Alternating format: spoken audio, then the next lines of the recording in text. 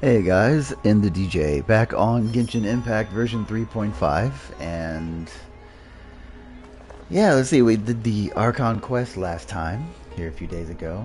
Um, then I sort of had a busy extended weekend, and now I'm going to see about doing Dehya's story quest here. Um, I'm not interested in pulling for the character from the promo banner necessarily, but I am interested just to see what develops maybe in Sumeru with this story quest. So, um, yeah, I'm not interested in Dehya herself, but the the overall reception that Dehya's been getting from the game community hasn't been that great. Actually, apparently her kit is just not that strong or something. But but I also have a very capable Pyro Claymore user in Diluc myself, so I've not really been interested in pulling for Dehya. But so as to if you're looking for any recommendations whether to pull her or not, it's a tough call. For me personally, no. But um, if you don't yet have a Pyro Claymore user like Diluc or Sinyan, then I would recommend Dehya, I guess. But other than that, I know that there's also the Windbloom Festival happening still.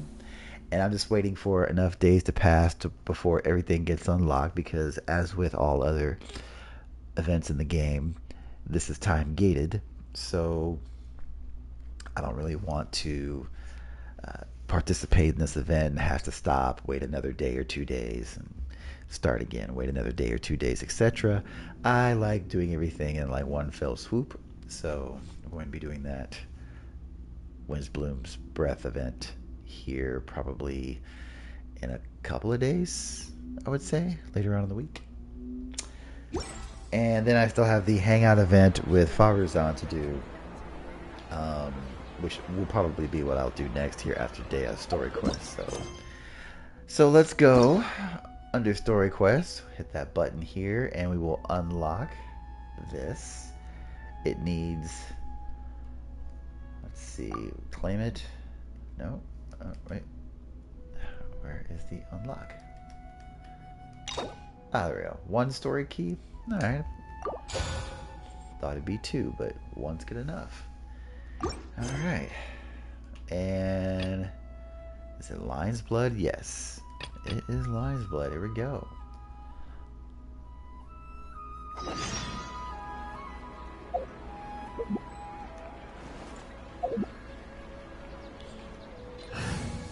Gonna change into a more story mode party here. There's still a long road ahead. And you called? we'll bring Xiao, my main GPS, just because he's my favorite. And I gotta switch to the party gun. Let's see. Yeah, looking for some challenges for my boy Xiao here. I have my main DPS here at C6, as you can see, full constellations. That yeah, I'm quite proud of this. But and his 5-star weapons at a refinement rank of only 2 out of 4, I believe, or 5. But you know, maybe I'll get lucky in some future weapon banners that will have the Primordial Jade Wing Spear there. But I'm not really in a rush to max out the spear. But got his kit exactly with the kind of substats that I wanted. All maxed out at level 20, so Xiao is good to go for the Spiral Abyss. But now, back to the story quest here. Apparently we are going to go to the Grand Bazaar.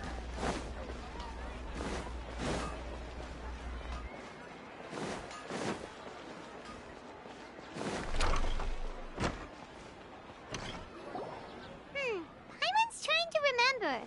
What else did we put on our shopping list? mouth-watering smell. Paimon would know the aroma of biryani anywhere. Let's go get some. We can still add it to the list. Well, if it isn't the Traveler and Paimon. Wasn't expecting to see you here. Hello there. Oh, it's been quite a while. Huh. So you two are still hanging out together. Dehya, didn't you say last time that you were gonna head back to the desert? I said I was going to resign from being her bodyguard, not that our friendship was over. We're still the best of friends. The Holmayanis also still post jobs from time to time. Their pay is always generous, so me and the other mercs never pass them up. I told Dehya to just stay at our place when she took one of those jobs a few days ago. My parents were delighted. They even said that it always felt like we were missing someone whenever Dehya wasn't around. That sounds like something they would say, all right. They're always so welcoming. Anyway, the job is already taken care of, so I was gonna head back to the brigade as soon as I finished a little shopping. But the master kept insisting, and I ended up staying for another day. You can stay for as many days as you want, Dehya. Father hasn't even gotten around to treating you to his best dishes yet. You know I'm not the kind of person to stay put in one place like that, my lady. Don't worry, though. There'll always be next time. But she said they'll treat you to the best dishes!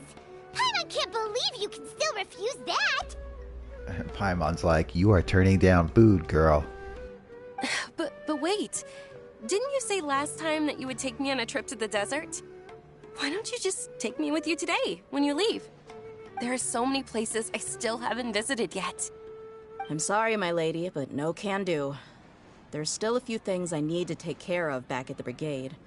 Besides, the desert hasn't exactly been the most peaceful place lately. Oh, come on. Not this again.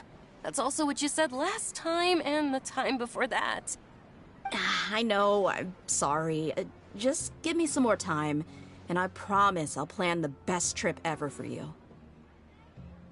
All right, fine. To be perfectly honest, it's not that I wanted to go, it's more like I feel like something is off about you lately. Ever since you first set foot on the estate a few days ago, you've been acting anxious and even paranoid. Have you been delaying our trip because you've run into some kind of trouble? Nah, are you kidding? You're worrying too much. Would you swear on that? Friends shouldn't lie to each other, you know. I wouldn't pry any further if you're willing to swear on what you just said. But if something really is bothering you, then just tell me. You know I'll help you however I can. Oh, looks like Dunyarzad was onto something. You're too perceptive, my lady. Seems I can't hide anything from you. I just thought that nothing good could come out of telling you about the messy happenings of mercenaries. Knowing too much only leads to more trouble. Mercenary life is a dog-eat-dog world where Mora reigns supreme. Everything operates on a completely different set of rules. That doesn't change anything about what I just said, though. We're still friends, and I can only support you if I understand what's bothering you. My lady, you're not gonna stop until you drag it out of me, are ya? All right, I'll share what I know. Let's go somewhere else first. This isn't exactly the best place for a discussion. Okay, let's talk here. Just try not to draw any extra attention. As you may already know, the Eremites have both a lot of mercenaries and a complex organizational structure. Many mercs are no different than me, just going around looking for jobs to earn some mora.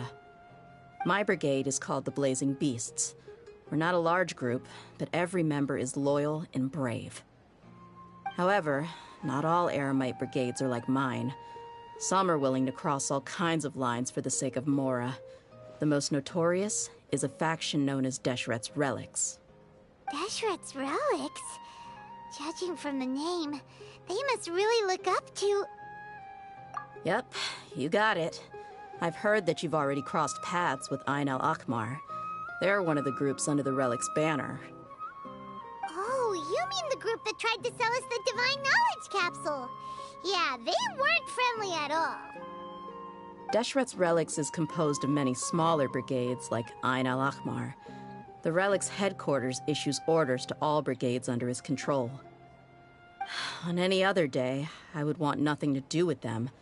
Unfortunately, though, the brigade that's stirring up trouble now is none other than Dehya al-Ahmar. Dakan? I think it means beard or something. Believe me, it's a really stupid name. I found it insufferable for years. Anyway, the real issue is that Dehya al-Ahmar is led by my father, Kusela. Whoa. Okay. Say what now? I think I'm starting to understand your anxiety now. But what did they do? I won't go into details, my lady, but they've been involved in a lot of violent incidents.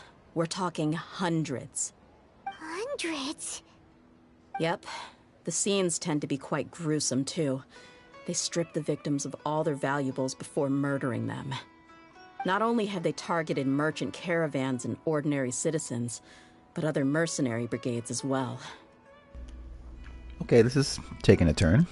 That's beyond terrible. They won't even spare their own kind. I don't know how Deshret's Relic sees it. All I do know is that Dehya al-Ahmar has become more and more aggressive over the last few years. If I don't do something about them, then even my brigade or the people of Aru village could become their next target. I just wish I knew what's driven him to do this. Yeah. How can your father do such terrible things? I don't know. People change. He's always been pretty pathetic. But at least in the past, there were still a few lines that he wouldn't cross. That's setting the bar pretty low. I mean, if he was even remotely decent, then why would I have to leave the brigade and cut all ties with him? He was loud and foolish, with no real sense of purpose. Instead of doing anything useful, he spent most of his time drinking and chasing after women. Of course, the other brigade members were just like him. Their ruckus would go on night after night. Sounds like a nightmare. What about your mother? Did she ever step in to stop them? Unfortunately, I never knew my mother. I'm sorry, Dehya. I didn't know. It's all right, my lady. That's pretty common in mercenary circles. Didn't I mention that my father was chasing after women? I was the result of one of those encounters with some random person. He told me that he wasn't sure who my mother was. And in any case, she never came to see me. He'd say, "You'll be fine as long as you remember to stick with Dad." But even then, he left most of the parenting to the brigade. The one thing I do remember is that he used to tell me stories. But the problem was that he had terrible taste. He only knew a few stories, and even those tended to be pretty stale. They were tales of desert warriors defeating dragons in the forest, or stories of mercenaries rescuing princesses from rebel armies. Sounds like your typical fairy tales. More or less, yeah. They were interesting maybe the first or second time around, but after about 20 repeats, they started to get a little dull. He seemed to think those stories were the best things ever, though. He was so into them that he'd call the whole brigade over and make them perform the whole thing as a play. Even the toys he gave me would all be story props. I'd get helmets, shields, and toy swords. It was only much later when I realized that the shows were more for him than they ever were for me. What an interesting guy. Yeah, I've always found him pretty childish, but that was something I could just shrug off. I had no reason to despise him. Until I grew up and learned the true face of Deshret's Relics for myself. Looting, blackmail, violence, and fraud. They not only accepted such heinous acts, they would even openly boast about them. No one in the brigade was any kind of hero. Instead, my father and his cronies were more like the bad guys that needed to be taken down. Did they really think that as long as they didn't do any of that stuff right in front of me, I would never know? I think I can understand your feelings. The difference between perception and reality must have hit hard. Yeah, but don't worry, my lady. It's all water under the bridge to me now. I had a huge argument with my father and left that place behind for good. I'm not investigating them due to any bitter feelings I still have towards my father. I just want to protect those that are close to me. Yeah, I told the boys to gather as much information as they could. Most of the reports concern violent incidents, but there's also some talk of smuggling. I see. But isn't this investigation incredibly dangerous? It is, but every mercenary lives life on the edge.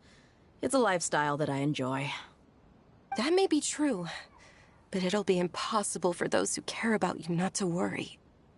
Well, now you get why I didn't want to share any of this with you. What should we do? They both have valid concerns. Looks like we're heading back to the desert. Huh? But there's no need for you to get caught up in this mess, too. Well, he's super tough, so if he went into the desert with you, then Paimon bets the problem will be solved in no time. I'm inclined to agree. I'd feel a lot more at ease if you took him along to help. I'll wait for news from you in the city until then. Please, stay safe. I'm honored that you care so much for me, my lady. All right, then let's get moving. Our first stop will be Caravan Rebot, where we can catch up a bit with my fellow mercs.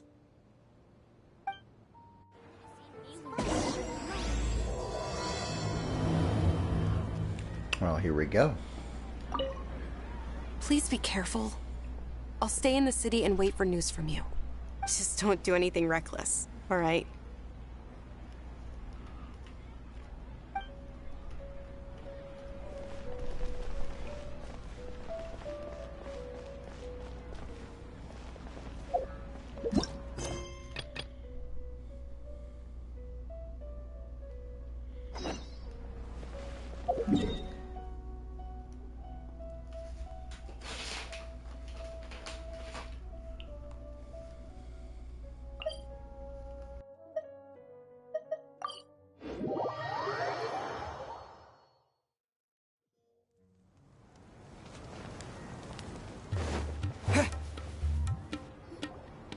Hey, Dehya, you're back. Are these two friends of yours?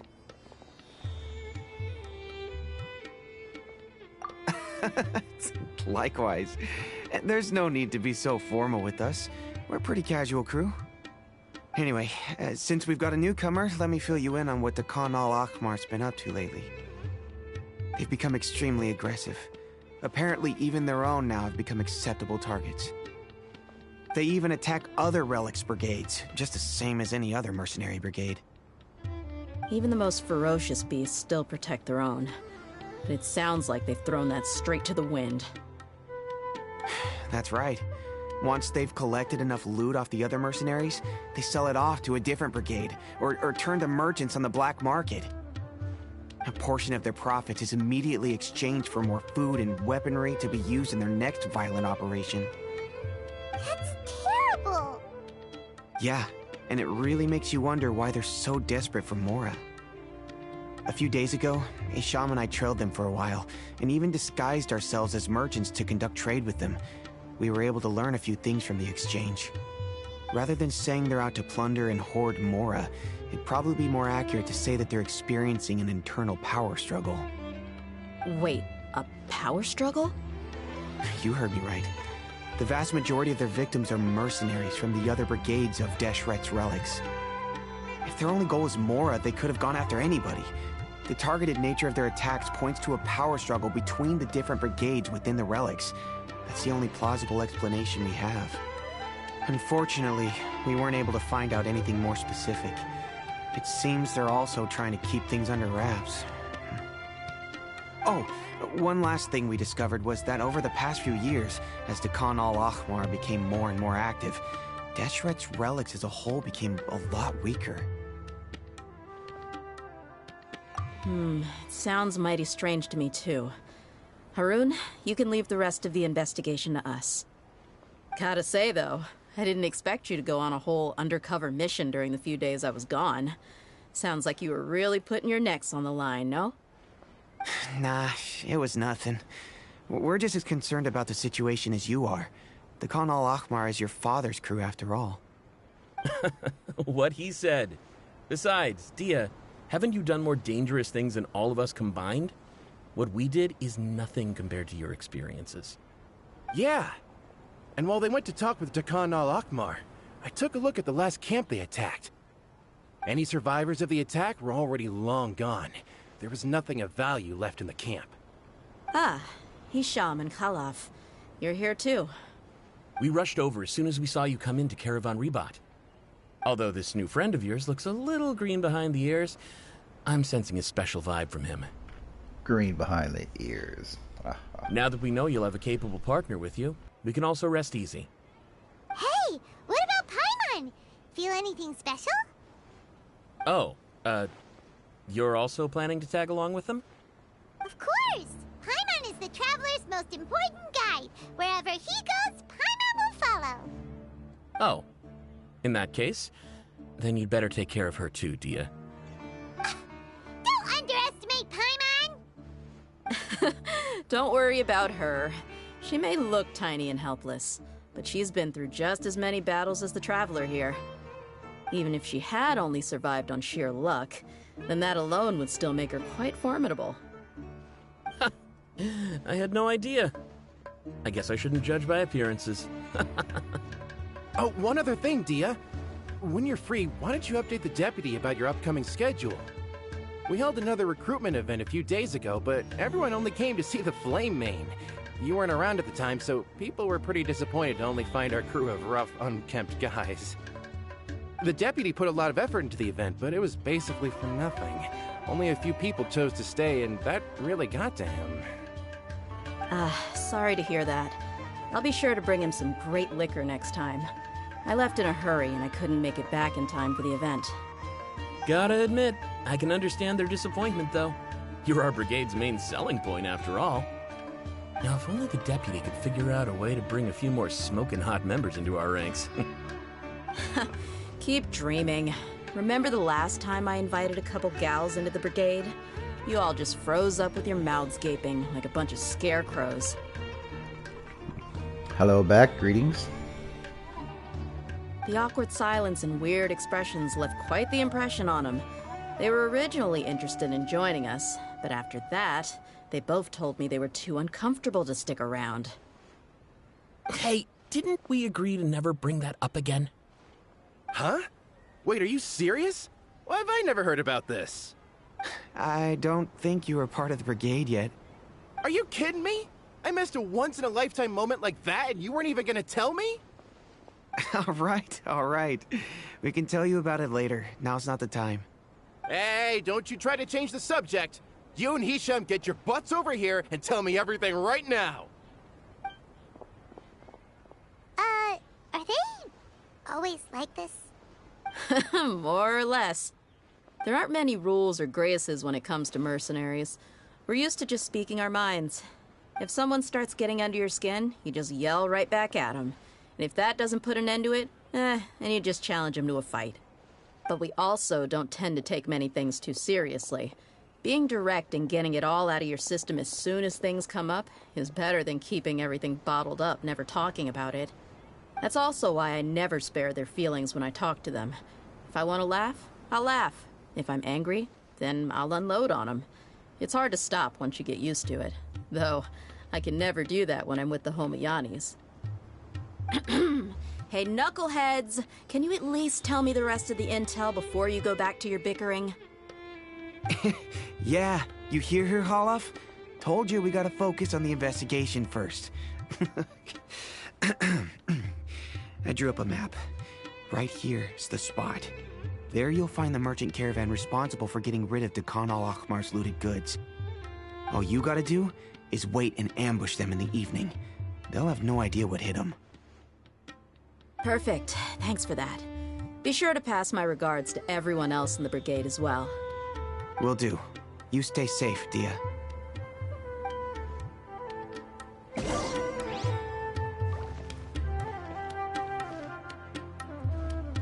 Okay.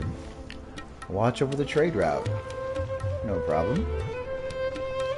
Now, like I said, the two ladies Dehya brought with her were also like super mercs. I'm talking same level as Flamemane here. Oh, you should have seen it. The aura of the two of them when they were standing together, it was incredible. I was just at a loss for words, that's all. Ah, so pathetic. Hey! Shut up!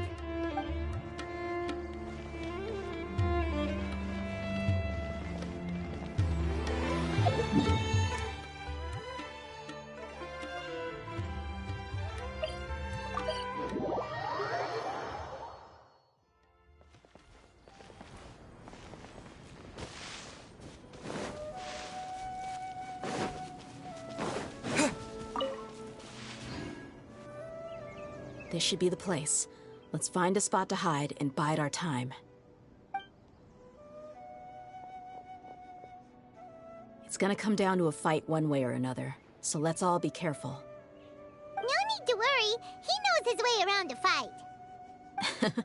I'm not worried about that. What I meant is that we probably shouldn't go too hard on the enemy. After all, we still need to get information out of them.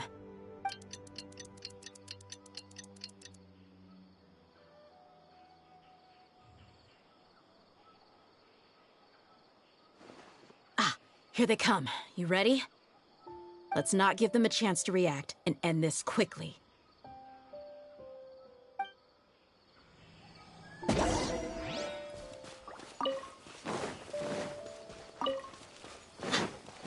That's close enough. Feeling lucky today? Hold the line. This is order.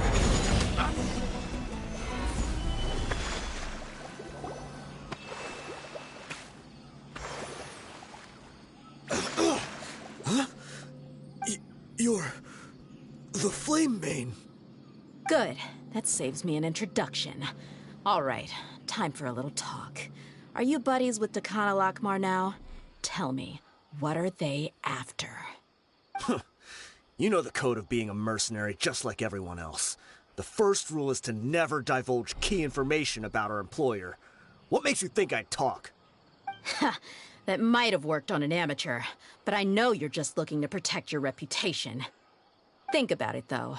What's your reputation worth if you won't have the other tools you need to succeed in this line of work? Tools like, I don't know, your limbs or eyes? You've got 5 seconds.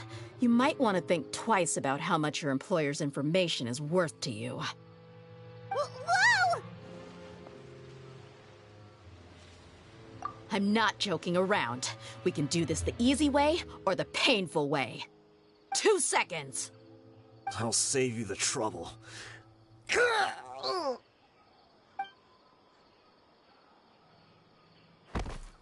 Huh? Are you crazy? He tried to bite off his own tongue. Quick, search the area for any first aid supplies. Damn, a little hardcore. I definitely didn't expect him to go that far. Thankfully, the wound wasn't too deep, and he just passed out from the pain. But why would he be so extreme? I just wanted to test his mettle. You can get a lot of mercenaries to talk just by threatening them. I didn't expect him to be willing to go through so much pain just to deny us some intel. Well, he's out cold for now. We could wait for him to wake up, but maybe it's not a good idea to interrogate him any further. What should we do? Yeah, don't worry about it. It'll be a waste of time to interrogate him again after that. He might just hurt himself again if we start asking. There are lots of goods around here. Let's search the area. Maybe we'll be able to find something. I'm really sorry.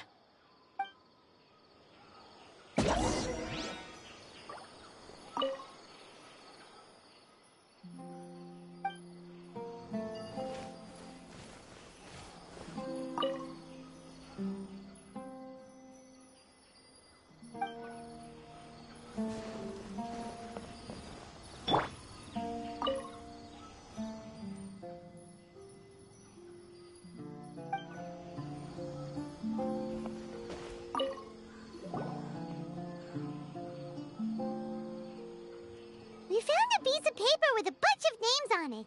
Maybe it's a record of something. Let me take a look. If this really is a merchant caravan, they should have a record of their transactions. Yep.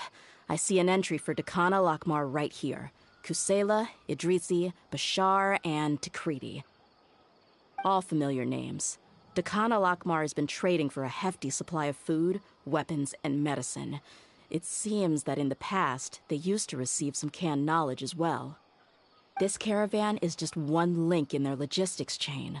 Once in the rainforest, the caravan will exchange the looted goods for Mora, and the funds will then be passed to a specific person. That person will then pack the caravan full of necessary goods, which will then be brought right back to Dakana Lakmar. Wait, why is there no Mora value recorded for the final transaction?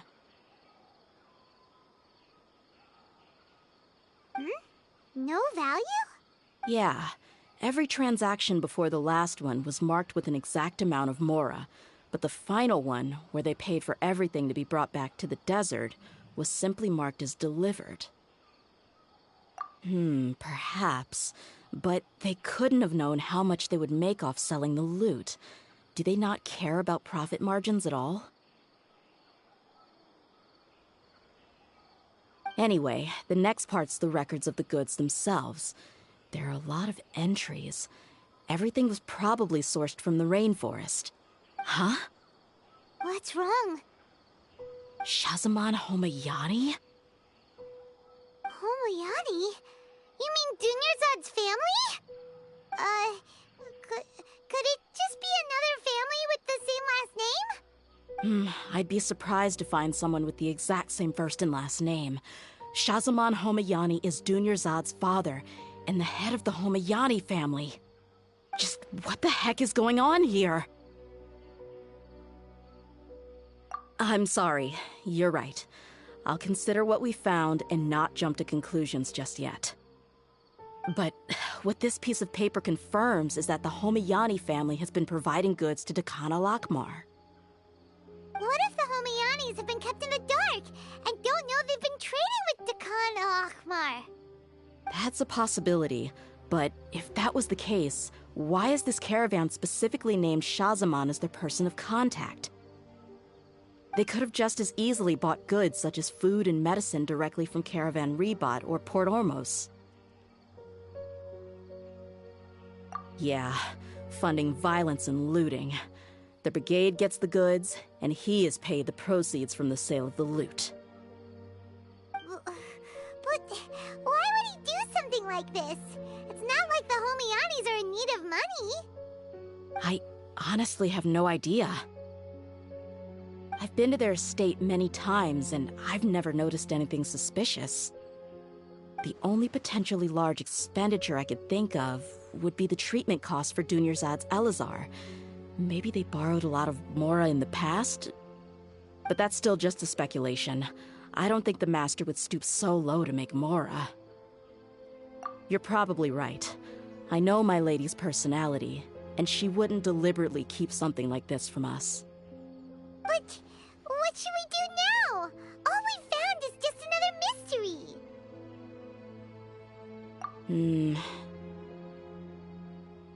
If you ask me, we already have no choice but to confront her about this. I'm not worried. It's too early to make a verdict yet.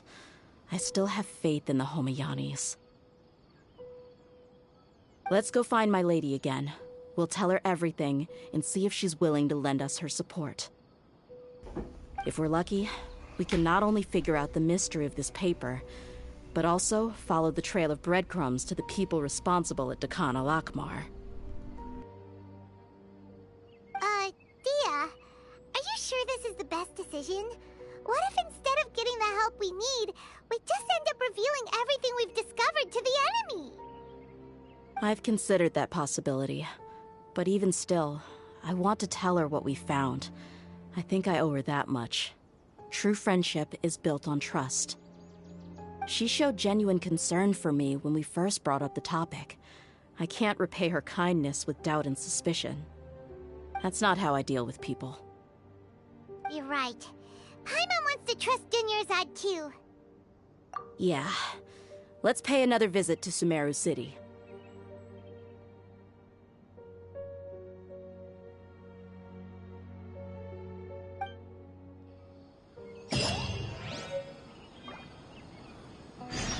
Crazy reveal, but okay. So, Dunyarzad's dad. As if enough hasn't happened to that NPC already.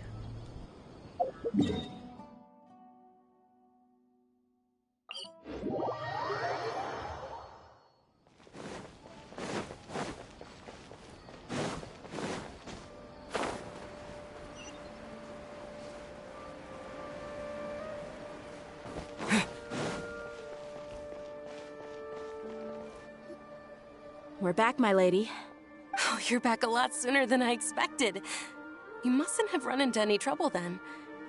Well, how did it go? What did you come up with? Actually, we're still investigating. It's just that we've discovered something strange. I see. The clues you found have led you back here, in the city? Something like that. Yeah. You all look a little dispirited. Whatever you found must not have been very encouraging after all. Why don't you discuss it with me? Maybe I'll be able to say something to cheer you up?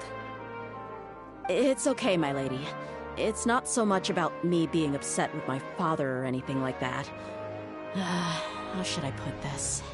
So something is wrong. Even the Traveler and Paimon have been uncharacteristically quiet. On any other day, Paimon would have already waved to me with a smile and shouted, "Dunyarzad, we're back!" So tell me, what happened? Well?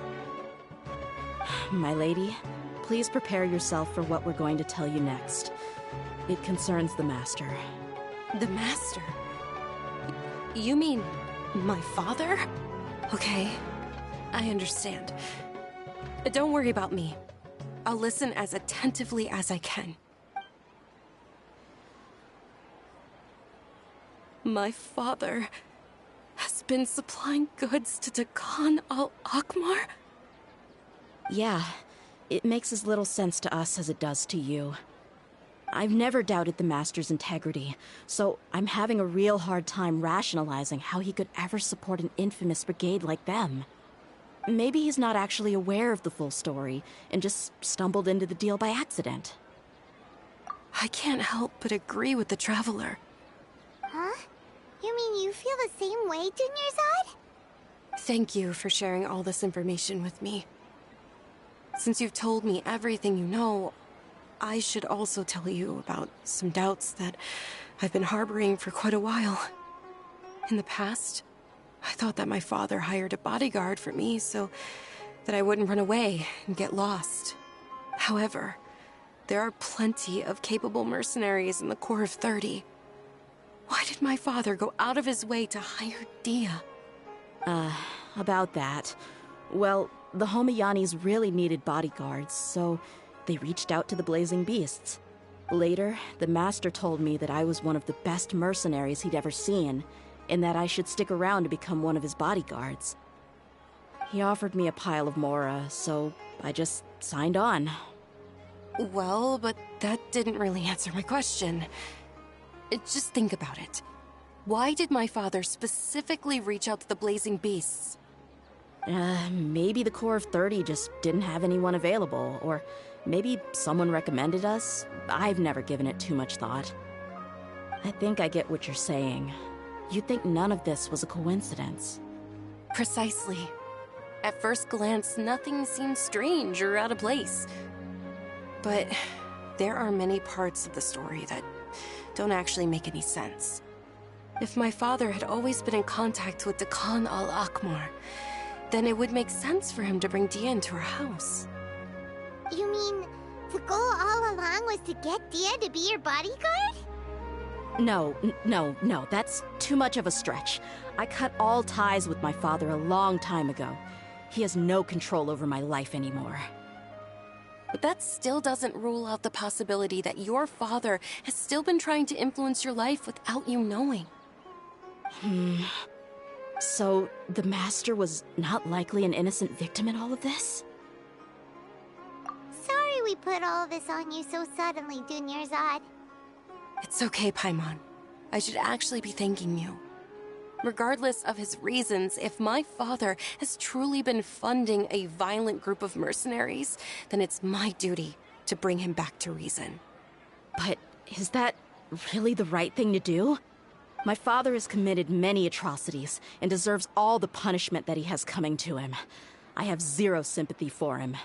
You may call me an ungrateful child, but my feelings will remain the same.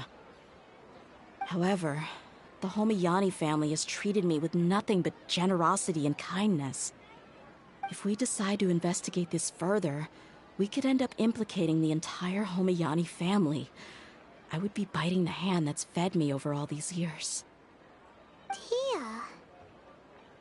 It's all right, Dehya. If anyone were to ask, you could always just say that I'm the one who instructed you to get to the bottom of this. You don't have to do that, my lady. I'm not conflicted because I'm afraid of taking responsibility.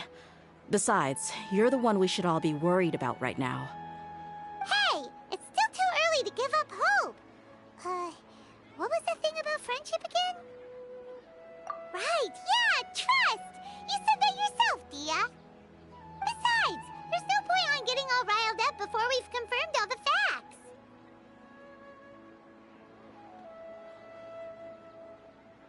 Thank you, everyone.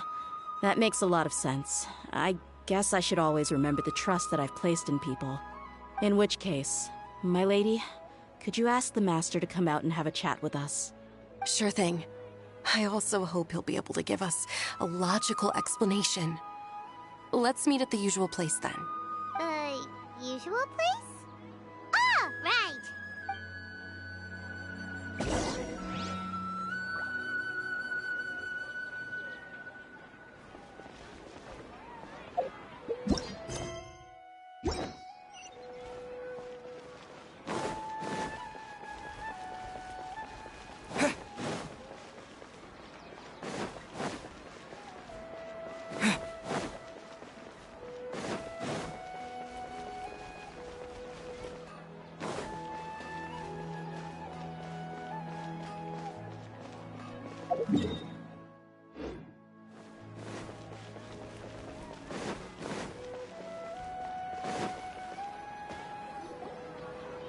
Thank you for coming, sir. Please allow me to introduce these two. This is the Traveler, and next to him is his travel companion, Paimon. Ah, yes. My daughter has mentioned them from time to time. It's a privilege to finally meet them in person. But we may skip all the pleasantries for now. What is the important matter you wish to discuss with me today? Well, we wanted to bring this transaction record to your attention. There's something on this record that we're all pretty curious about.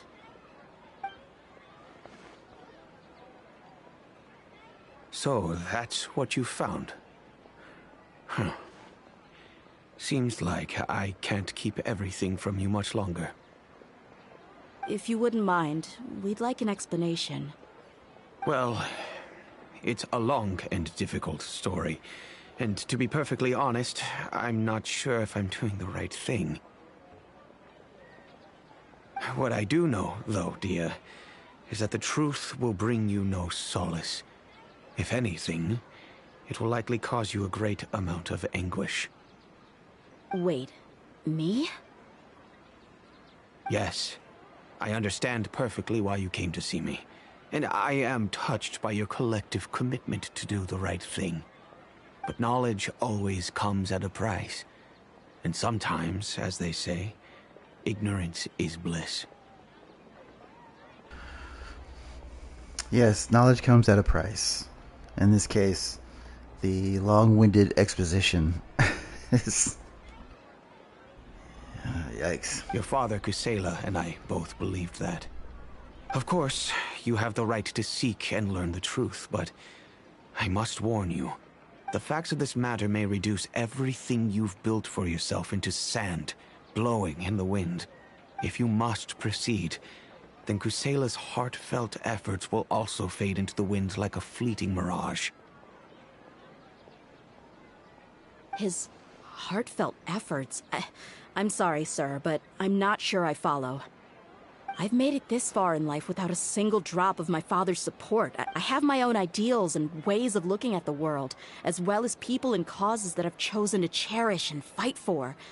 None of these things have anything to do with him. I came here today to support you as the head of the Homayani family. No warning. I understand. Then let me tell you a little story. Our family once needed to take a trip to the desert when Dunyarzad was just a baby. Along the way, we were attacked by bandits. They had superior numbers and quickly overpowered our bodyguards. When all seemed lost, a group of passerby Eremites lent us their support. Those Eremites were Kusela's brigade, Dehya al-Ahmar.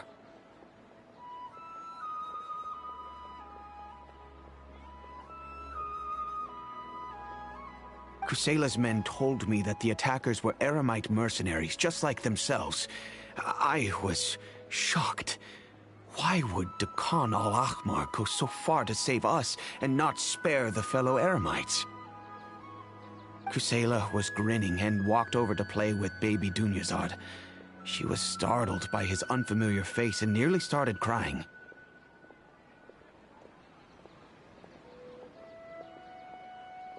Really? I never knew. He said that he had no particular reason to help us. He just took pity on us because he had a daughter about the same age. We started talking about our children, and I sensed that he was a devoted father.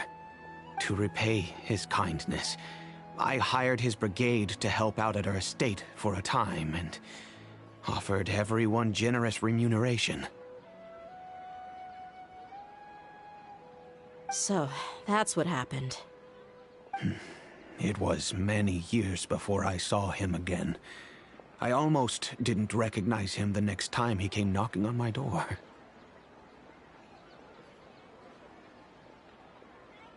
The man I knew to be strong and healthy had been reduced to a shell of himself.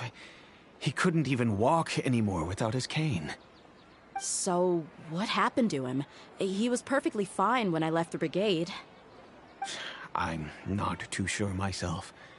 The only thing that didn't change was his cheery disposition.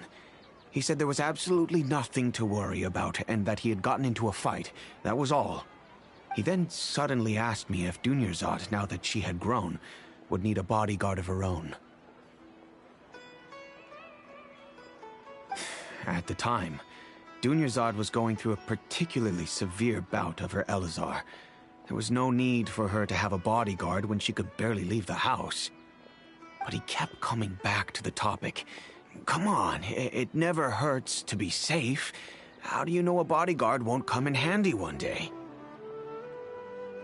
I was completely lost at first, until he recommended the Blazing Beasts, and in particular, a mercenary named Dehya.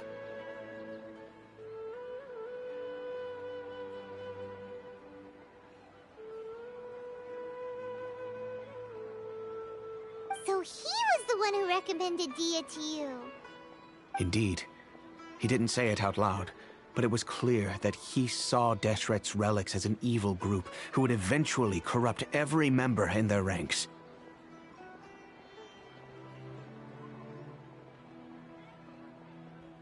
He was already beyond redemption, but he hoped that he would be able to detach his daughter from the vicious world of mercenary life. If Dehya could stay in my house and keep working as a bodyguard, then gradually her affinity for the desert would decrease, and she'd be able to leave her previous life behind. And that's why you offered her such generous compensation? Yes, but not just because of that. From the moment that he asked me for that favor, I also began to see Dehya as my own daughter. And that's also why I tried to persuade you to stay when you asked for permission to leave. I was willing to spend however much it took.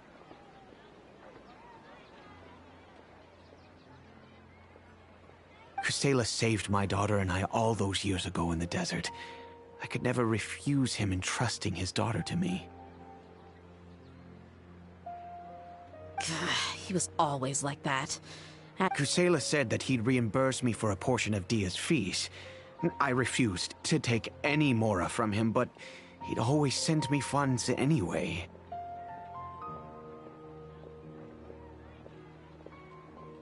Eventually, I just accepted them as a token of his gratitude. And that went on for a while until I received another letter from him a few years ago.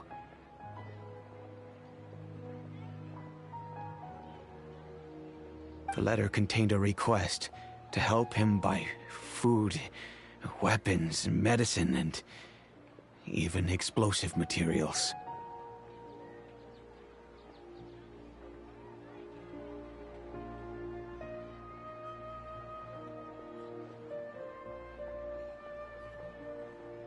Wait! Isn't that around the time that Dekhan al-Ahmar started becoming more aggressive?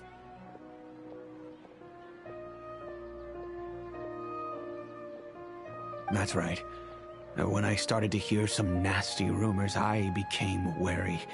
I wanted to meet him face to face to discuss things. But by then, he was no longer receptive to my requests to talk. If I had to guess, it's probably because he doesn't want to put Dehya at risk. That thought occurred to me as well. I figured that he probably came to me for help because he had nobody else to turn to. After some deliberation, I decided to send him some food and medicine. I turned down all his requests for explosives and weaponry. I am aware that even such a reduced gesture of support could lead to others coming to harm, but I could not simply reject his plea for help. In the end, it probably was the wrong decision. I plugged my ears to the rumors and just chose a solution that made me feel least guilty about myself. If you can, please tell me where he is now. None of the things he's doing right now make any sense if he's just trying to keep me from getting tangled up in his world. If all he wants to do is steer clear of me, then maybe he shouldn't have brought me into this world in the first place. Oh no. Dehya, please don't feel that way. I'm just angry because I can't wrap my head around any of his actions.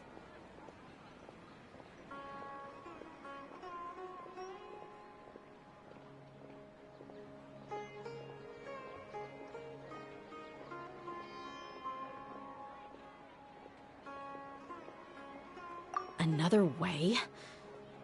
I don't know. I knew him, and he was nothing more than a childish brute. I can't understand what's going through his head.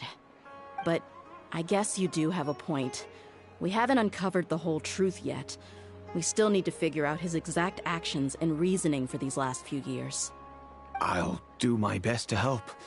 Of course, anything between the two of you would need to be resolved between you and him alone. I don't know Kusela's exact whereabouts. Outside of supplying his brigade with some goods, I tried my best to avoid getting involved any further with him. However, there's a man on the list named Jawed. He used to be a mercenary in the desert and is now a member of the Corps of 30. He's responsible for supplying weapons and liaising with the Dekhan al-Ahmar's merchant caravan. I think he should know Kusela's whereabouts. I've heard that he likes to have a few drinks alone and enjoy the cool wind at night outside the tavern. Maybe you'll be able to find him there. Understood. Thank you, sir. Then I guess this is bye for now, unless... I'll stay and be with my father here. To be honest, I'm still a little dazed and haven't finished processing everything quite yet. My father has indeed done something wrong, but if I think about it, I'm also not sure if there was a right way to handle this problem. I feel like our only course of action is to turn everything we know over to the Corps of 30 and let them render judgment. Yes. I am prepared to accept whatever verdict they choose. It's time to face my mistakes.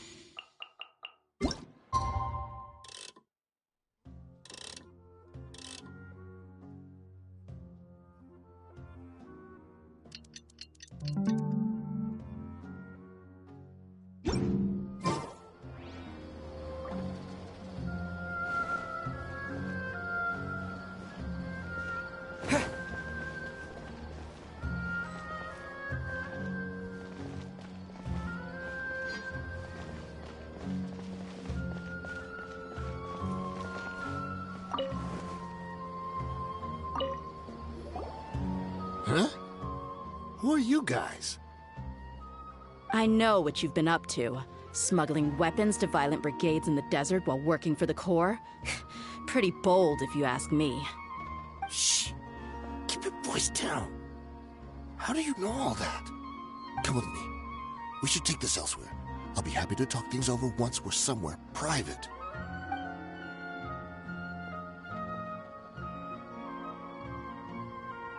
This place should do. All right. Back to my question. How did you all know about me? Don't worry about that for now. You know what kind of punishment you'll face once we report you to the Corps, I assume. Wait. There's no need to jump the gun. Let's talk this out. What are your terms?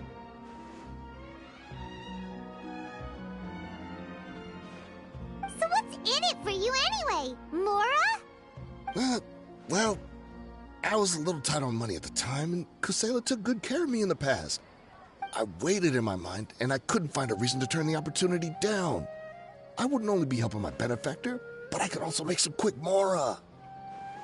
Let me tell you how it is. We're investigating Dakan al-Akmar, and we're gonna put an end to their operations. If you provide some help for us, then we might just put in a good word later to reduce the terms of your punishment. Hey, why don't we discuss this a little first? Listen, I made quite a bit of Mora from my last run. You just give me a number, and I'm sure we can... Shut it. My patience is running out. You should know when a mercenary is after something other than money. All right, sheesh. But you gotta promise you'll put in some nice words for me later. They're always on the move. Here's the spot they were at the last time I made my delivery to the desert. Feel free to go have a look. I'm just telling you, though, it's not on me if they're not there anymore. Sure. And then you can forget about any nice words from us. Hey, come on. Now you're just being unreasonable. Really? And how do I know you're not leading us straight into a trap?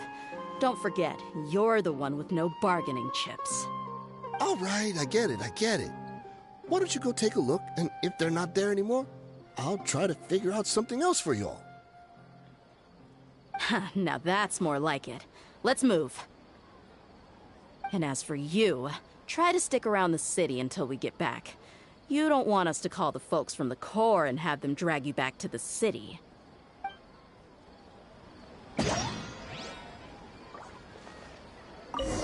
Don't worry. I'm not going anywhere.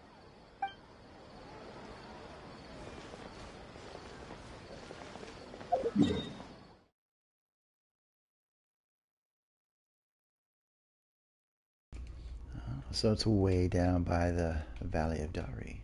Okay.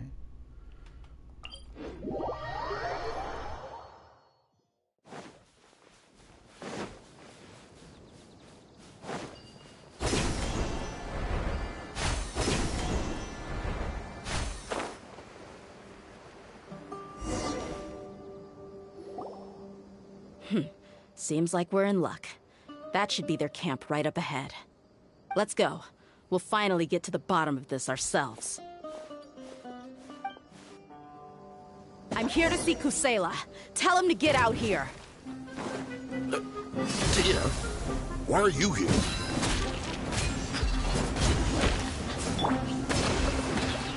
Scatter!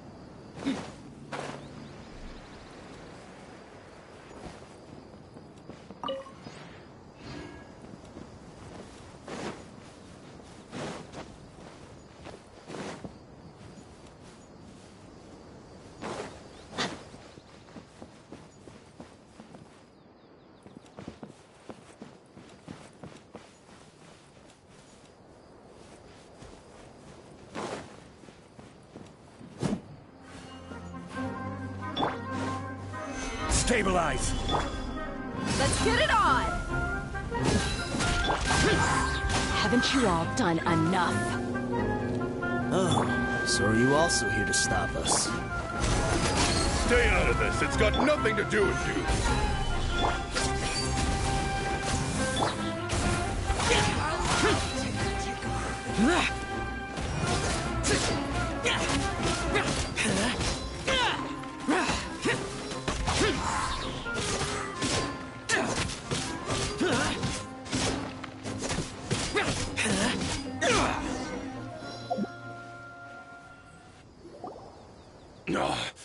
She's so strong.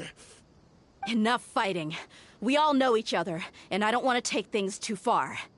Just bring Kusela to me. There's no use hiding him anymore.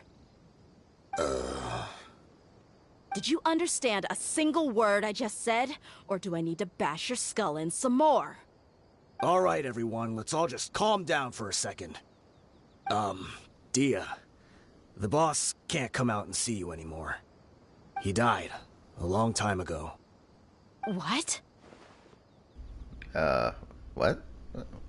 Seems like you've been out of the loop for a while. Guess that's for the best, though.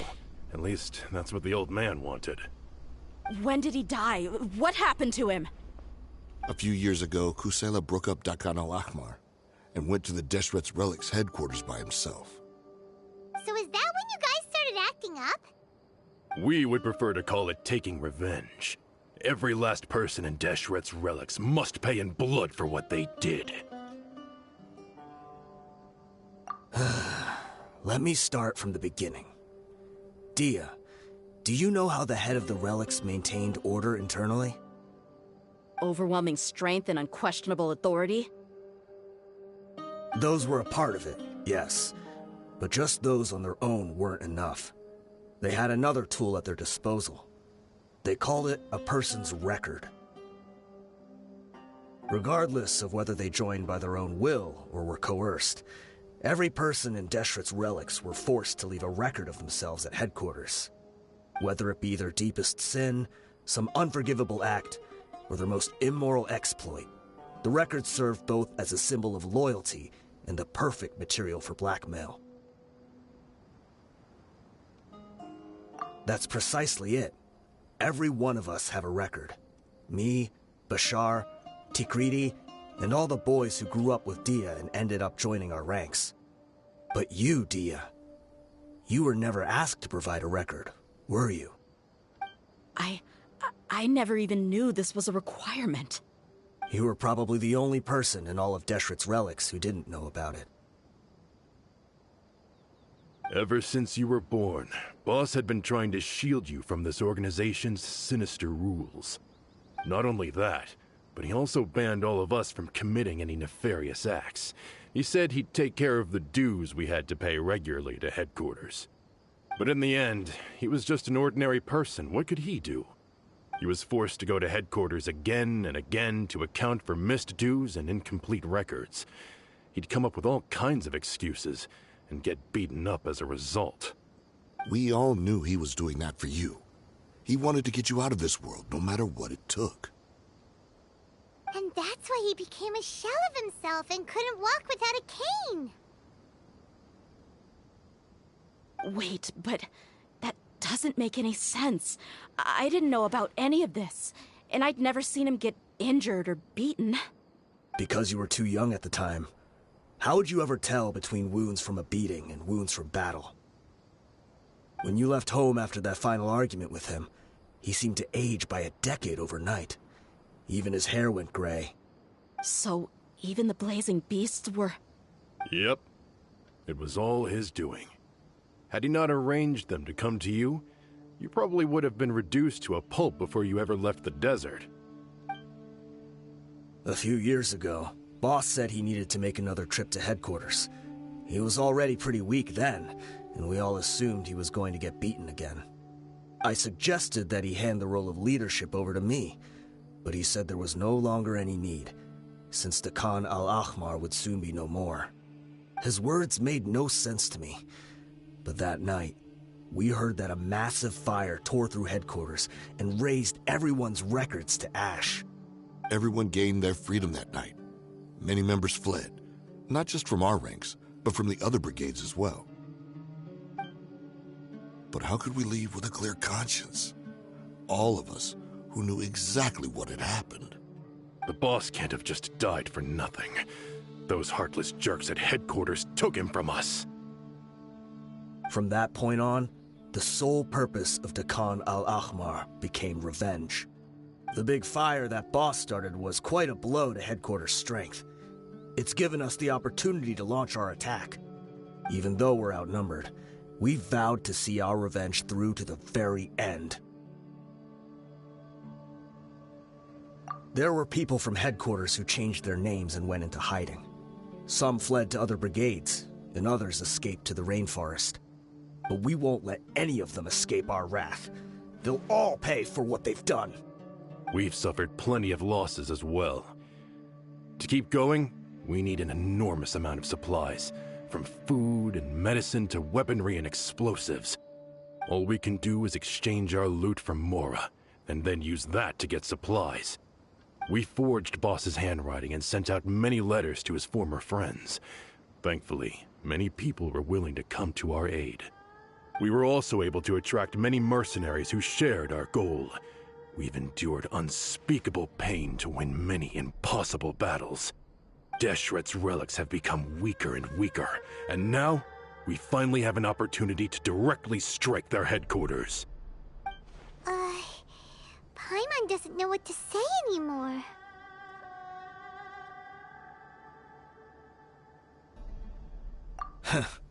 We do know right from wrong, but we were sinners from the very beginning. We do not deserve the freedom that the boss won for us with his life. Boss always loved his old-fashioned hero stories. Those tales about sacrificing yourself to save the world. We used to always laugh at him for it. But in the end, he really went and lived those stories out himself. As for me, I never considered myself a hero. We're all the lowest of the low. We have no right to even imagine such an existence. But maybe those hero stories he liked foreshadowed everything that was to come. The spirit of the hero touched all those he had saved, and more people joined his cause. Maybe we were all just acting along with the play in the beginning. But as we acted the parts and recited the lines, we were drawn in. And now, we want to see the story through to the end. I'm sorry, Dehya. I know you always found us insufferable ever since you were young. Just think of this as a madman ranting. I'll go with you. Huh? Dehya? You wanna go with him? I grew up with these guys, and I know they're not bad people. It's just that some situations get so bad that it's difficult to tell good from evil. All I know is that Deshret's relics must be destroyed. Furthermore, I want to go see the place for myself. I want to know if my father is still there. I know you don't want to get involved in this, so there's no need for you to tag along. I can do this on my own.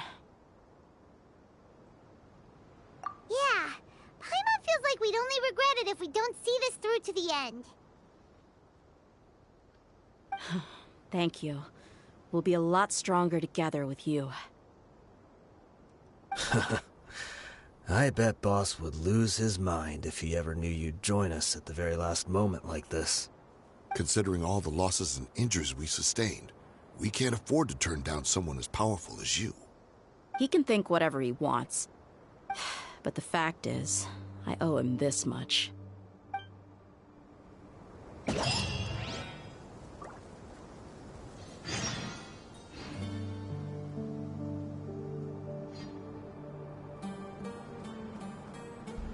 So, Dehya's father actually died a few years back. Didn't see that coming. I guess it all comes down to this. What a bummer. I just had to get injured now, right before the final fight. Be sure to punch one of them for me, huh?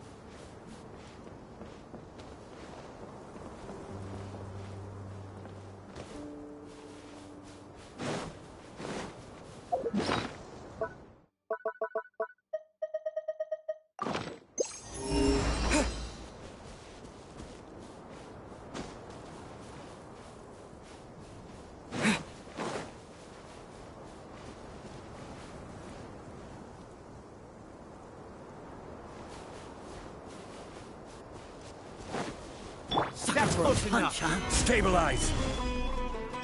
Propagate! Boring!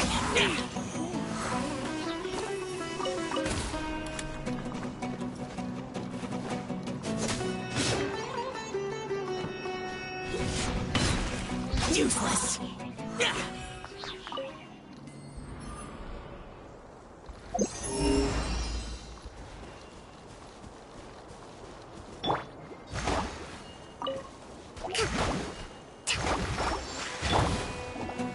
Gather! Order guide you!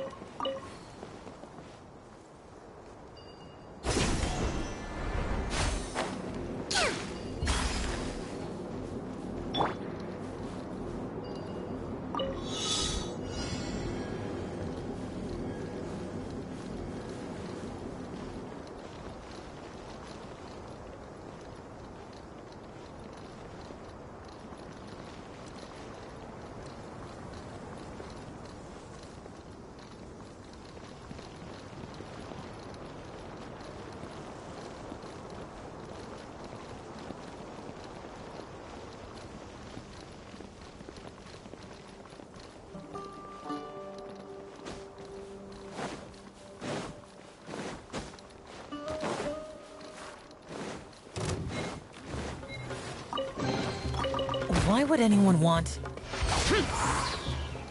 Boring! Solidify!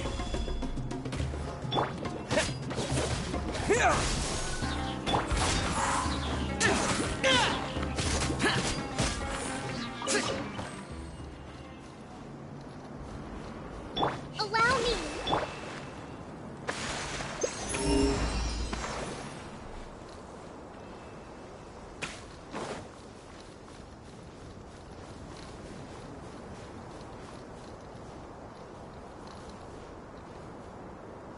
Okay. I saw that challenge there before the dialogue sequence happened, and I was like, I thought I had gotten everything in this area, but yeah. Okay.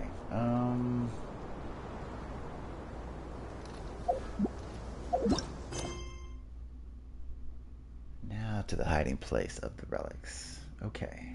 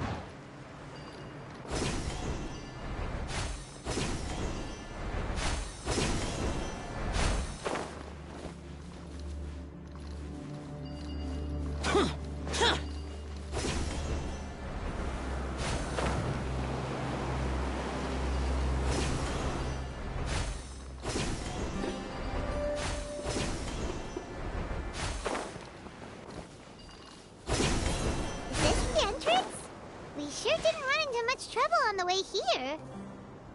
Should be. I don't think they have enough manpower left to post guards and defend their perimeters.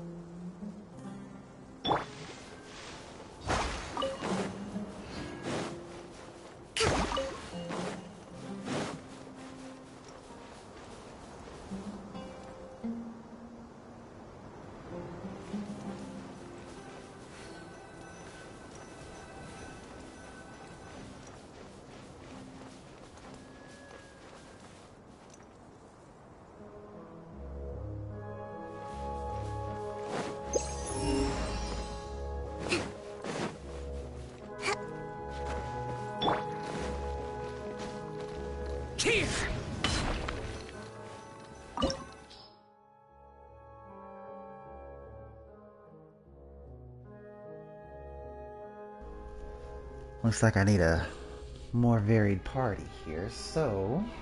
Okay.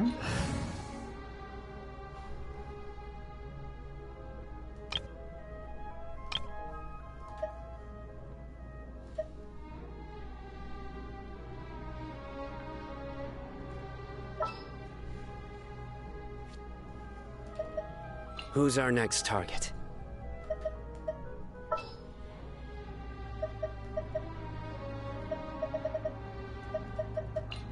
You want me on your team? Why, yes, Bennett, we do. Wow. Paimon didn't expect it to look like this on the inside. They should all be holed up in here. Don't know how many people they've got left, though. Who cares? We'll round up all of them. Still, we should be careful. Even if they've only got one shot left, it could still take us out. Yeah, we'll know what they're really capable of once we've landed some hits on them. Deshret's relics may have been a force to be reckoned with before, but their name means nothing now. Yeah, they don't stand a chance with you here. I'll take the lead. I've been here once before.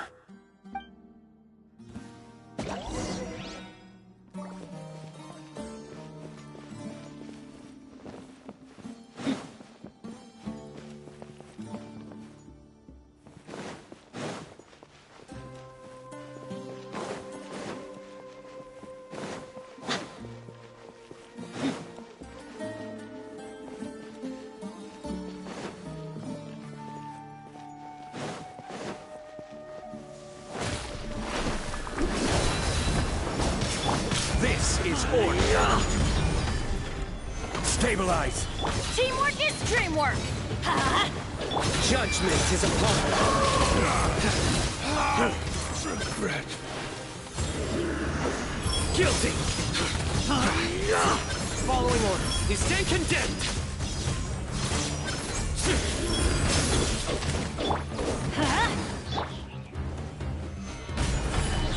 I'm going in! I will have order. Propagate! Lucky today. Look alive! Log the charge. Try to keep up. Suit up. You asked for it!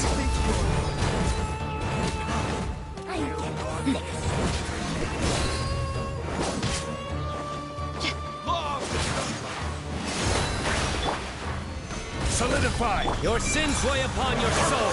Guilty. You stand condemned.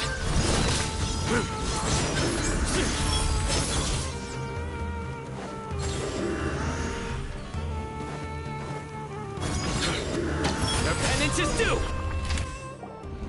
This way, follow me. We're almost there. Wait!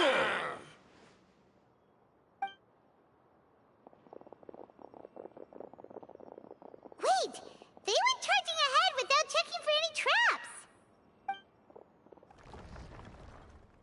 Hey, you guys okay? It seems like we just got trapped in here. Don't think we triggered anything else. Watch out, the enemy's coming from ahead. Well, now that things have come to this, seems we'll have to fight our way through.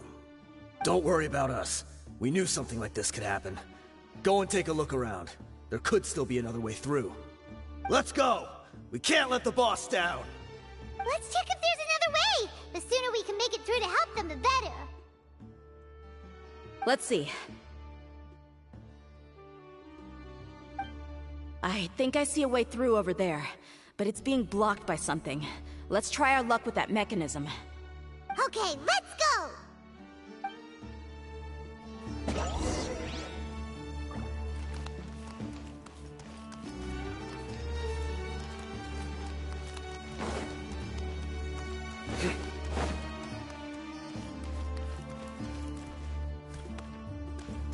Taking a look around here to see if I may have missed a stray treasure chest or not.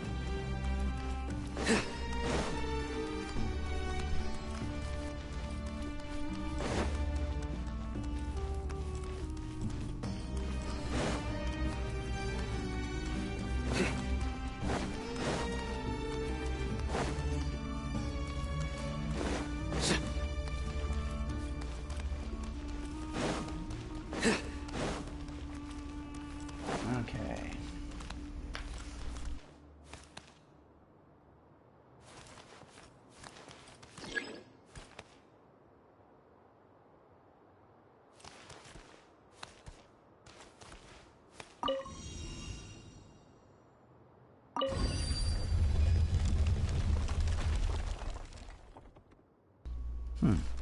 Neat. Simple enough.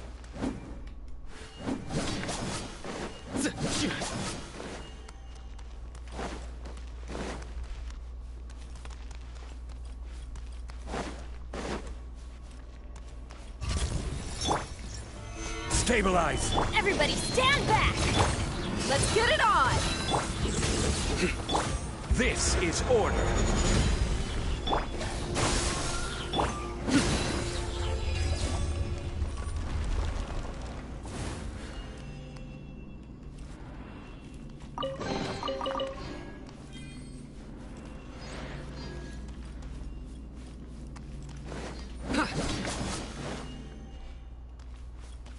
Another mechanism like the one before, but this one's being blocked off in the middle.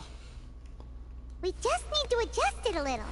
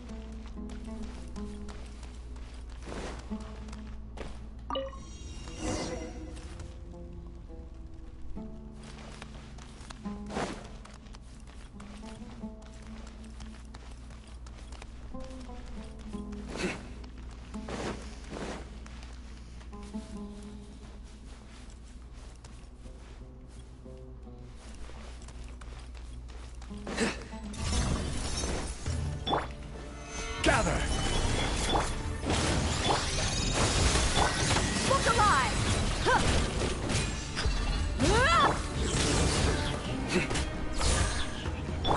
Teamwork is dreamwork! Stabilize! Through me, justice is served! Guilty!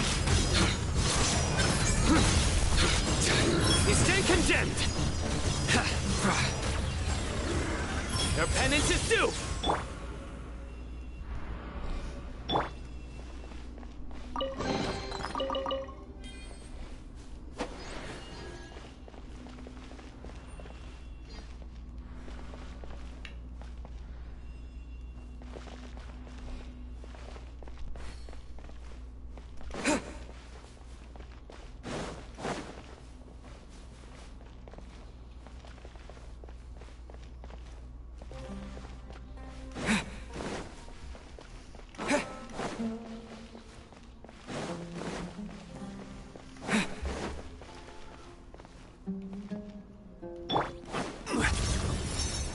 order guide you. Solidify! Gloves off!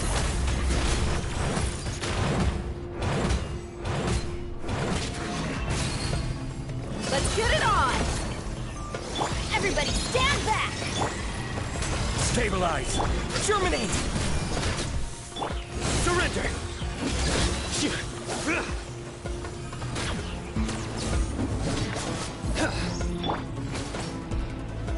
Solidify!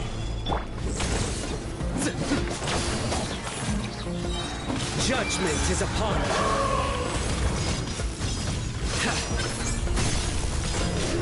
You stay condemned!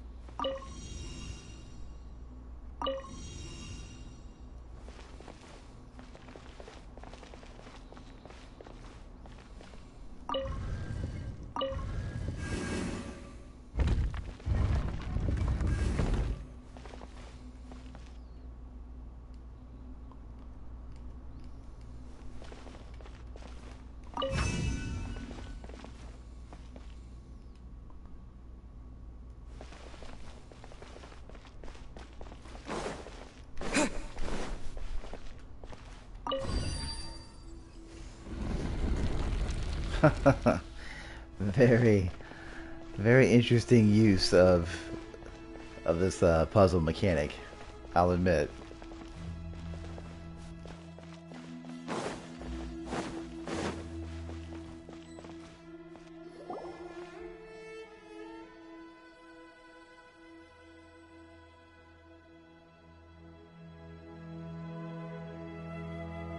I wasn't expecting anyone to make it through from the other side.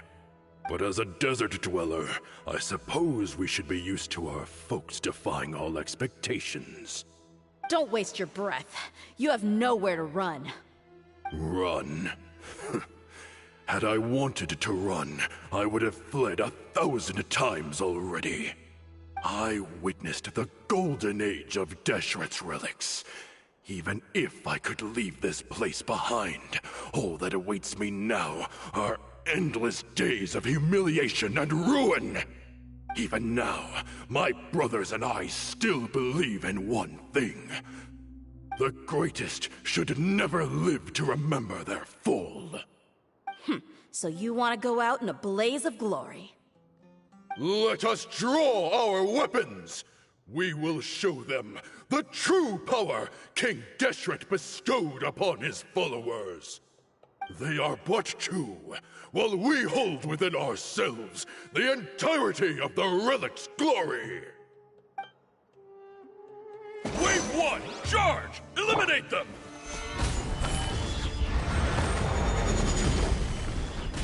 Teamwork is dreamwork! Huh? Buckle up! Futile! Here! I'll be back. Yeah! I'll take my leave. You're dead meat! Don't think that you've won. We're just getting started. Stay. I will have order. Scatter! Everybody stand back! King Deshret will not abandon any one of his followers.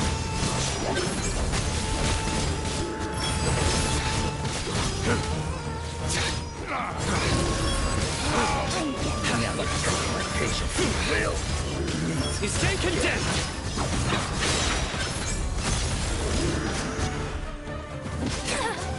Brothers! With me, this is where we prove our faith. Do you all just want to die? None of us plan to leave this place alive! Norm! Buckle up! I'm going in! Lord of Sex. Where do you think you're going? Judgment is upon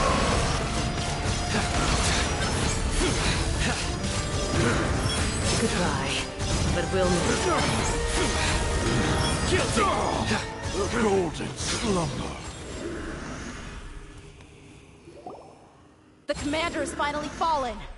But they're still coming at us! This place is like a gladiator's ring. They just keep coming no matter how many we beat! Yes! Keep fighting! There's no need to fear, and no need to back down! This is our last stand!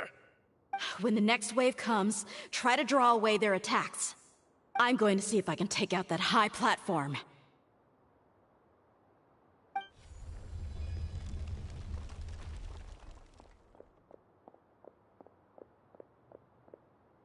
Get out of my way! Come and face me, Michel! So they've broken through the front as well. Apologies, Lord Michal. They fight like absolute madmen! No matter how much we throw at them, they just keep coming for more!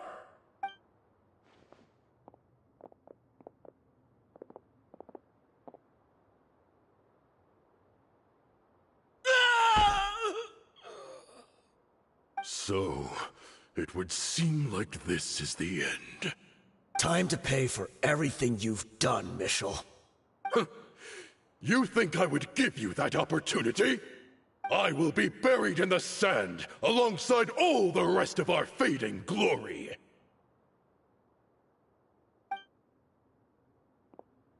Hey, wait!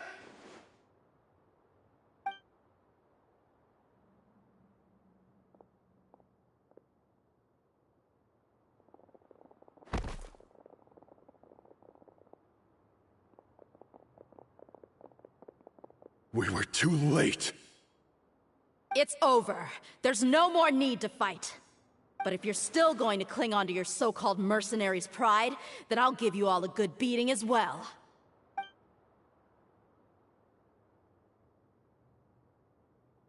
Hey, Dehya! I found the mechanism. I'll get you all back up here right away. Let's go.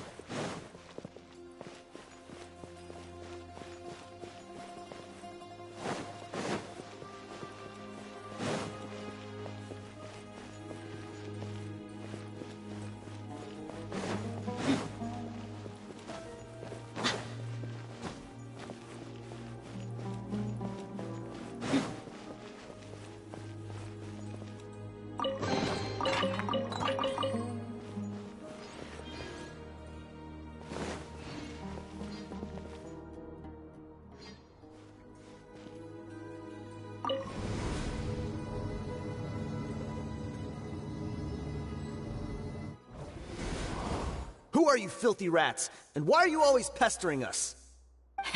You call yourself a member of the infamous Deshret's relics, and you still can't even tell who's made it all the way to your headquarters? Who knows what intent a bunch of rats may have? We try to catch a couple, and you all just show up on the other side instead. How are we supposed to figure out what you're after? Hey, have you ever heard of a man by the name of Kusela? Why would I know? It's not like I'm in charge or anything. This is your last chance to talk. Hey, I said I don't know anything. I'm just an average member here. I'm telling the truth. If you're here to find someone, why don't you look through the records yourselves? Who can remember every name and face with so many people coming in and out every day? The irony. His life became a light for so many, yet to others, it wasn't even worth remembering. Where's the records room? Answer me! It's right over there. All the files are in there. You can go through them as much as you want. It's not like any of them still matter anyway. I mean the old records room. The old records room? You mean, the one that got burned down? Kusela. Ah, yeah, I remember him now. The guy who could hardly walk. Watch your mouth. That's our boss you're talking about. He was definitely faking it. We all let our guard down as soon as we saw him come hobbling in. But in the short time it supposedly took him to take a dump, he'd already gotten away and started a fire in the records room. He couldn't have possibly outrun us if he wasn't a fraud. And after that, Deshret's relics fell into complete disarray. Stop wasting our time. Every one of us here is perfectly aware of what he had done. Tell me, where is the old records room? It's just over there. Go see it for yourself if it means that much to you. There's nothing left in there but ashes. No human could ever survive that kind of inferno. Bashar, Tikriti, let's go. We'll leave the others here to guard these guys. Spare them no mercy if they try anything.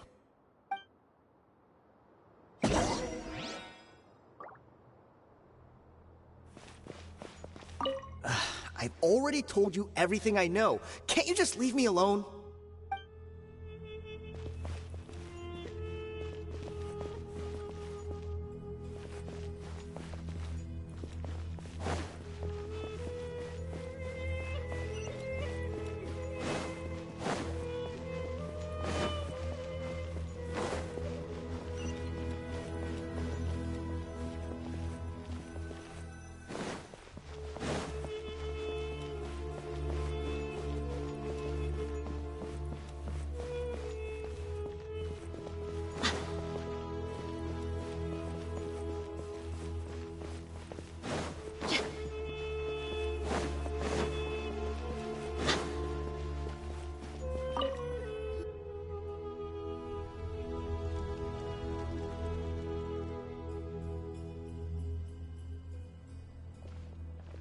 So, this was his final destination.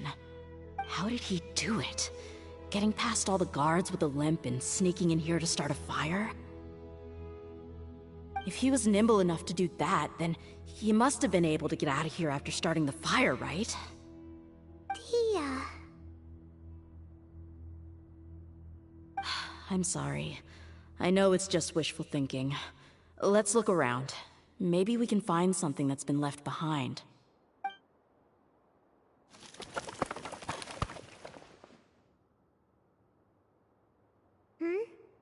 Is this a cane? It must be the one that Dehya's father used. Kusela. Thanks for everything, boss. We're fortunate to somehow find that cane after that fire. Let's split up and look around some more. What if something else has been left behind? But what else could survive a fire like that? Huh?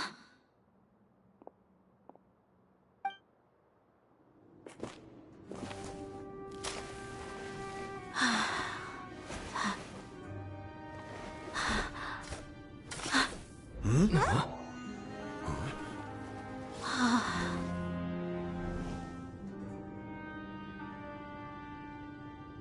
Thought so. Wait! Isn't that the toy sword you played with as a child?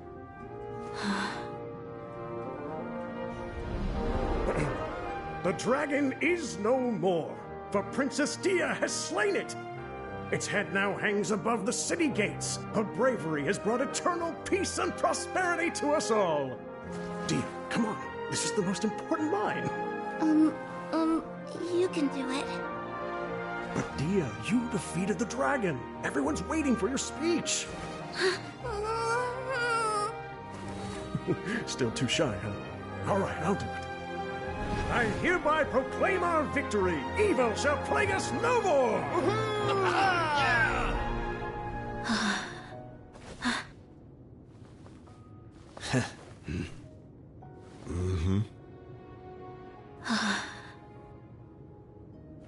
I hereby proclaim our victory. Evil shall plague us no more, Dad.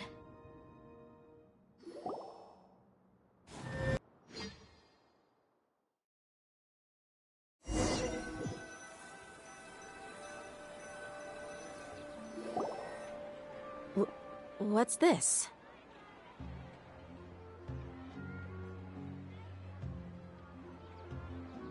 Don't you remember? You asked Paimon what she would do if she were to wake up tomorrow with loads of money. And Paimon said that she would get boatloads of tasty snacks. You looked super confused at the time, but said it was an adorable thing to say. These opportunities don't come by often.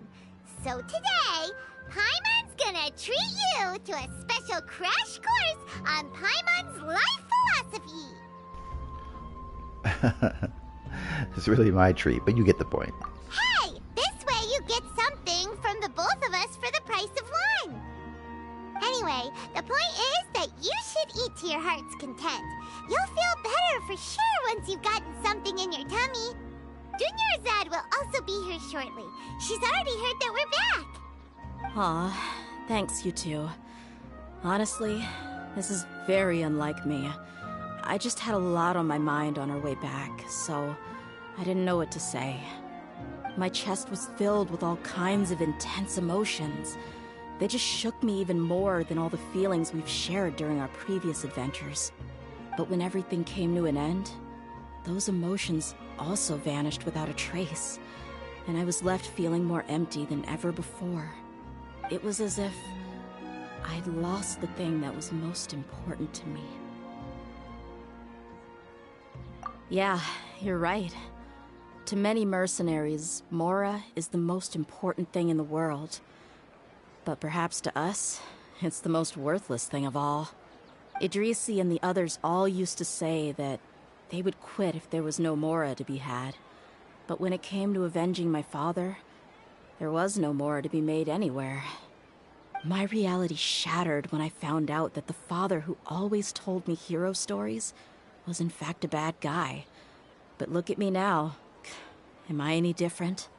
Despite all my promises about never forgiving him and never trying to understand him, I still went to such lengths to find out the truth, and nearly even shed tears for his sake.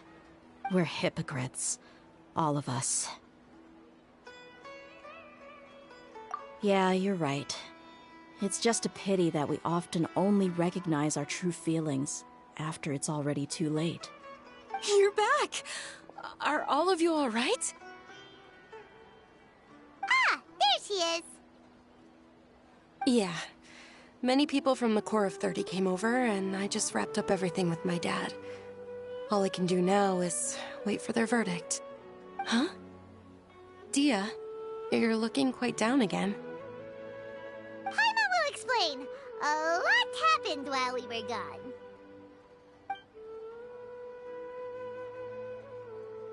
I'm sorry. I really should have controlled my emotions better. I just... It's all right, my lady. You were hurt by all of this as well. Truth be told, I'm starting to feel a little guilty watching you cry like this. Dehya, your pain must be even worse. You shouldn't need to comfort me. Hey, don't worry about me. If anything, this whole thing has finally shown me the difference between illusion and reality. My father probably thought that people could settle into new lives as long as they moved to a new environment. That thought has even crossed my mind a few times. It's like saying, what's wrong with adapting to a new life? However, there was always something deep within my mind that refused to accept it. This impulse brought me great turmoil, and even made me feel ashamed for turning my back on your father's kindness. But now that I consider it again, it all makes sense. The desert sands are a part of who I am, and I will never be able to lead a peaceful existence. I understand how you feel. That doesn't mean I won't be making any changes to my life, though. As an example, I'm now thinking about taking on some small odd jobs. It's just like Idrisi said. I also want to catch up to my father and become a character in his play.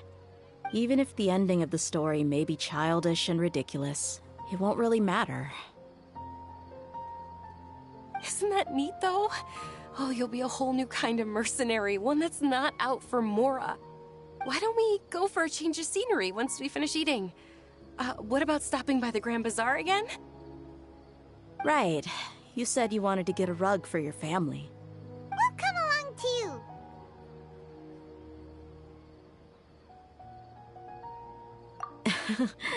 I can't thank you enough for taking care of me this entire time.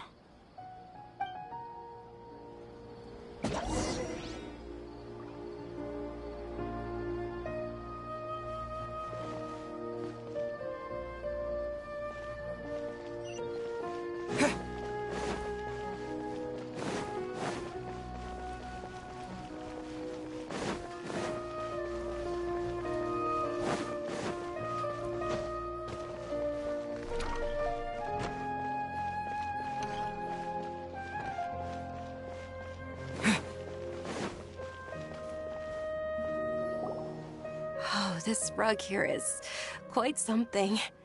The craftsmanship is exquisite, and the fabric is also of high quality. Ah, here you are. Finally, I found you. Hey! Aren't you that mercenary who bit his tongue? You can still talk? Wait, are you here to take revenge on us?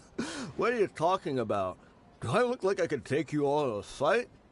I just came here to give you something. I'll be on my way to give myself up to the Corps after this.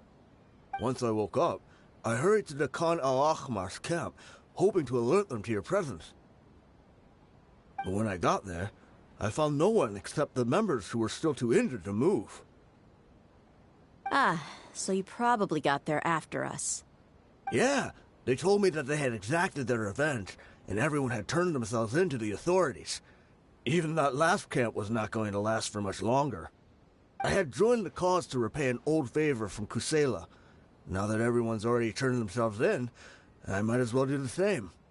One of the injured members gave this box to me, and told me that it contained some of the old man's last possessions.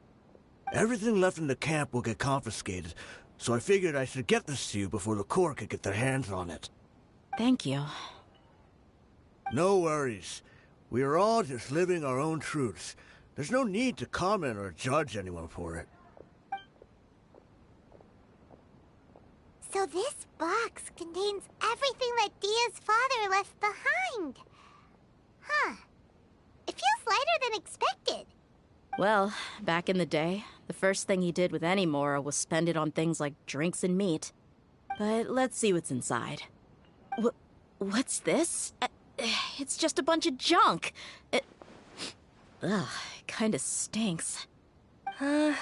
Perhaps it's just been left unopened for too long. A handwritten copy of a storybook. The paper's already yellowed, and it looks like it's about to fall apart. It was against the Academia's rules to possess books for personal use.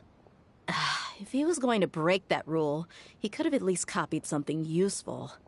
That probably means this was really important to him. And here are a few bags of children's snacks. The packaging's completely deteriorated. Maybe that's where the smell was coming from.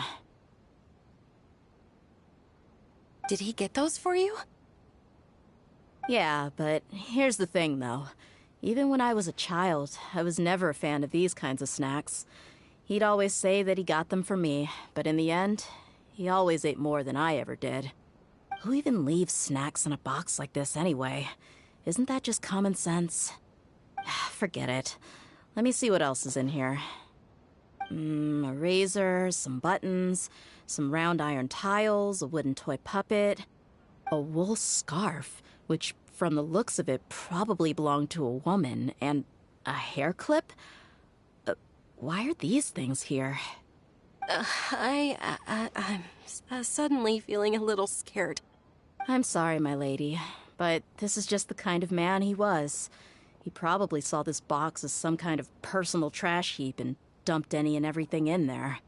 2 empty liquor bottles. Tell me, you guys, are these the kinds of things that a normal person would leave behind?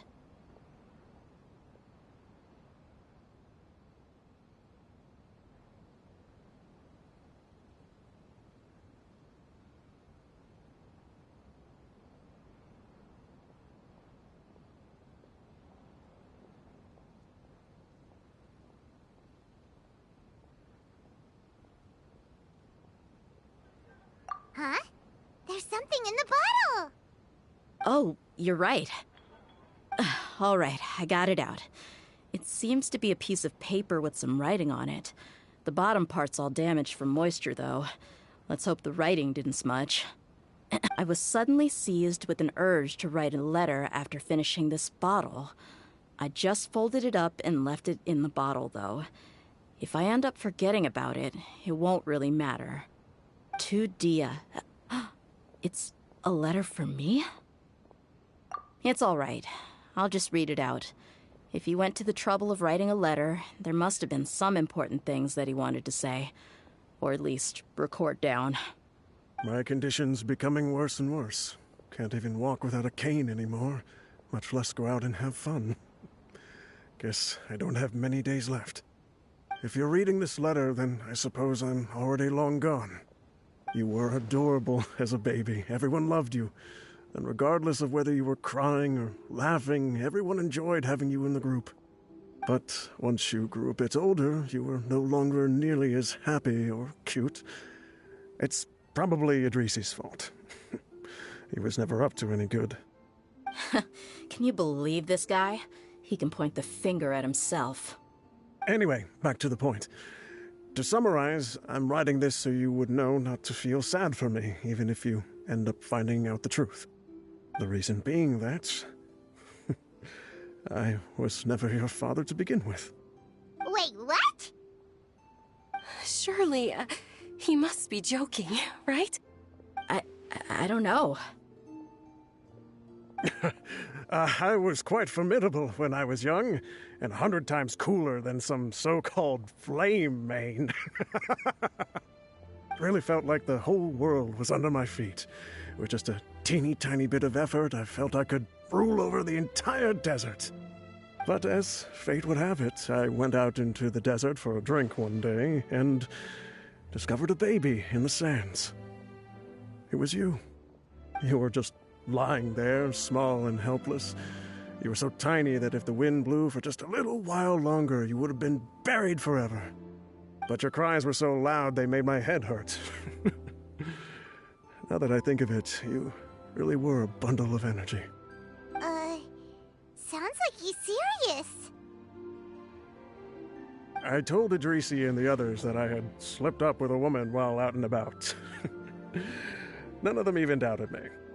I'm sorry that I had to lie to them for so long, but I really had no other choice. I was their most esteemed leader, after all. It's not like I could just tell them that I suddenly wanted to play at being a father. At this rate, I'll puke up all the liquor I just drank from this bottle. Anyway, Dehya, you possess the kind of freedom and kindness that we could only dream of. As far as how you should live your life, that'll be up to you to decide. That's the end of the letter. In the end, he was still thinking of me as a little child. I suppose, or I would have suffocated under the sand a long time ago. He was a good father to you. The fact that he wasn't a blood relative doesn't change that. Yeah. It's just a pity that we had to learn the truth of everything like this. Do you already have some ideas about the decision that he wanted you to make? I do. If he first found me alone in the sands, then I want to try my hand at finding the person who abandoned me. I just have one wish. To tell them a story. That there once existed a childish and foolish jerk with a heart of gold. And that only under his care was I able to grow and mature into the person I am today. If you end up finding any leads, can you share them with us? We go on adventures all the time. Maybe we'll be able to find some information for you. Sure, I appreciate it. I wasn't expecting you to be so enthusiastic.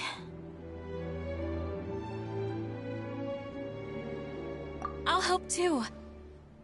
Thank you. All of you. Thank you so much. My life has certainly had its twists and turns, but I've always considered myself lucky. Because no matter where I've gone, I've always been surrounded by incredible kindness.